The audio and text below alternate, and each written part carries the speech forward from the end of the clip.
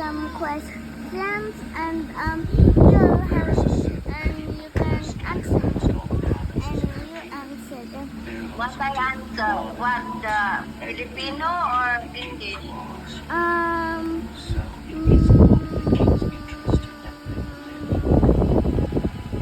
Tagalog. Tagalog. Tagalog? Okay. The first What is one the is if you answer correct, you have to answer correctly. Okay. Lakasan mo. What is the question? Ano yung tanong? Okay, the first one is, ano ang mga bagay na nagpapasaya sa iyo? Gumawa ka ng mabuti, tapos love mo ko, baba. Sana makita ko kayong malusot na walang mga sakit. Okay. Yung second ay, ano ang mga paborito mong pagkain sa Jollibee? Spaghetti and fried chicken. Okay. Now let's move on.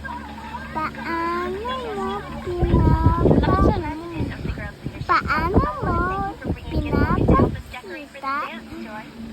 na mahal mo sila nanay at tatay? Paano ko? Paano ko ipapakita? Pinagsisilbihan ko, tumutulong ako sa gawain bahay, tapos sinunod ko po ang utos ng nanay at tatay ko. Good, that's enough. If you have more answers, that's enough. Unfortunately, I don't have the school's layout in my GPS. Okay, good. I'm looking for Oh, room 12. good. Yung pala This one's I'll show you. uh, I'm Mom Scott. Join ano ang paborito mong subject sa school? You're the first person who's actually taught. Ano ang paborito? Wait again. Like, I didn't hear here.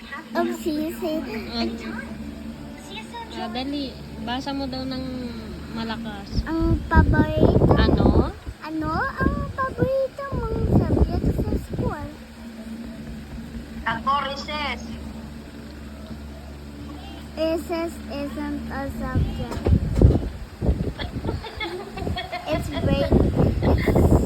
It's a break time. Yes, it's a break time.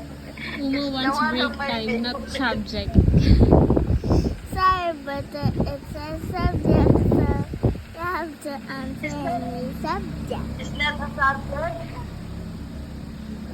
Yeah. I like to, before, or when I was in school, in my school time, my favorite is history or science. Okay, moving on. Kung birthday mo ngayon, ano ang gusto mo matatanggap na regalo? Hindi naintindihan ni Uma. Again. Kung birthday mo ngayon, ano ang gusto mo matanggap na regalo? Gusto ko maraming pera. Okay. Okay, moving on. Kung bibigyan ka ng superpower, ano ang gusto mo? Gusto ko yung strong power. Strong power. Okay. Moving on. Ano ang gusto mo maging paglaki mo. Gusto kong maging nurse. Nurse. Okay.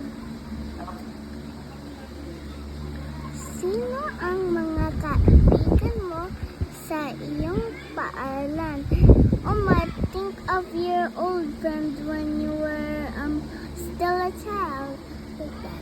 Okay, I will think my old friend. I have old friends. When I was at elementary, my friend is Charlie Laa.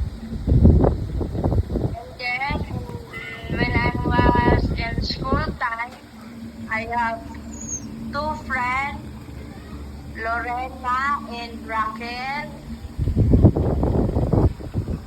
And that's all. Okay.